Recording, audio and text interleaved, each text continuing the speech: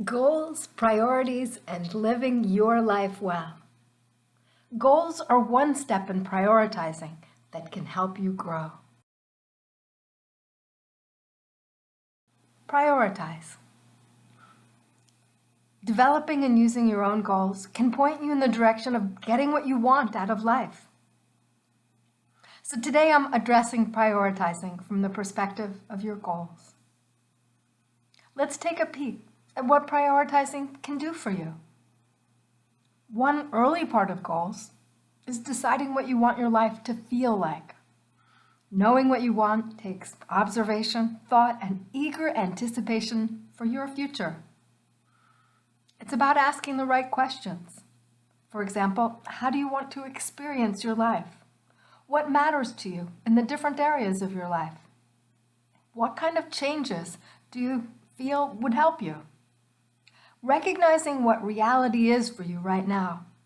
Where is one good place to consider making an adjustment that could impact the quality of your life? One aspect of that is setting your own goals. Life happens, and you may simply have gone with the directions of things that came up one at a time and ended up in a direction that you hadn't really chosen. Because sometimes you lose track of what matters to you in the bustle of doing this and doing that. And from time to time, what matters to you changes. So your actions might not fit with what you feel your priorities are today. That might actually be your problem with prioritizing. There's a fix that's simple enough to do. It starts with sitting down and making a little list of what you feel could be your current goals.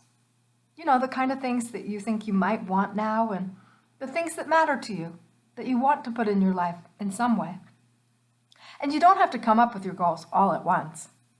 It is useful to brainstorm all the things that matter to you in your life and start making a list.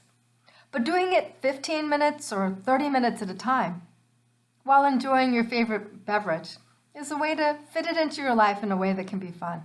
Set a timer if you need to. That way you'll invest the time in small, easy-to-handle chunks.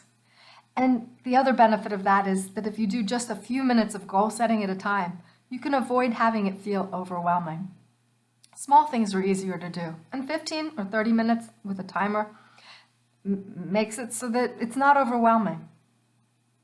So set aside a few minutes today. Decide how long you'll spend and grab a pen and paper, your favorite beverage, and start to doodle out what comes to mind. And I use the word doodle literally because, make some drawings, a few words, and your creativity will start to kick in.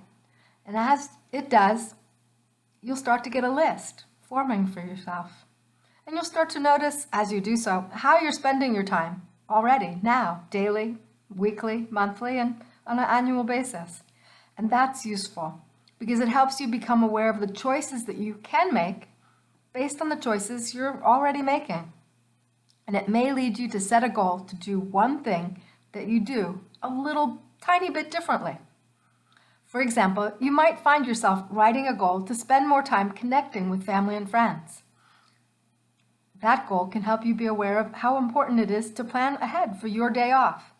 Maybe there's only 1 hour during that day off that fits with, someone in your family or among your friends who's really only available on that one particular hour. And if you know that and make a plan, you can catch that person, and maybe there's another time where you can meet 2 or 3 others, and that way you'll be able to connect with people.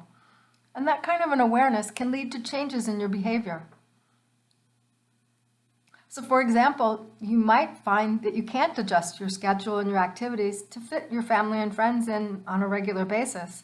And that might spark you sitting down and handwriting old-fashioned notes, dropping cards in the mail, leaving them for family to find, as a way of connecting more often, in between the times where you're able to be together in person. Even the tiniest commitment can change your life over a long period of time. That's why setting goals and choosing something really small that you can and will do to get started matters. So I would suggest something as small as a daily handwritten note to someone. If you're trying to figure out how you can connect with all the people who matter to you.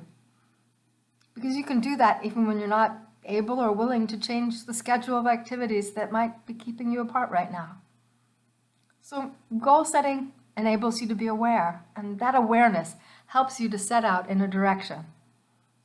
And when you're heading out in a direction, it helps you to understand yourself better, which helps you to make the small changes that impact your life in big ways over long periods of time. And deciding what matters more is easier when you've got notes to help organize you. And having a list, well, it helps you prioritize because it helps you look at possible goals and choose one to start with. Even if you only invest 15 minutes a day, I'm guessing you can come up with one thing. Allow yourself to get some good habits around one thing. And that way, you can start to do something in the way of prioritizing. After all, if you're going to take action, you need to have some kind of a plan, and planning to do one thing is a way of making it happen. So brainstorm a few goals today. Do it from time to time, but do it in writing so you can understand where you are and where you want to go. Choose one thing to start with, and you'll begin to get better at prioritizing one day at a time. You want to learn more?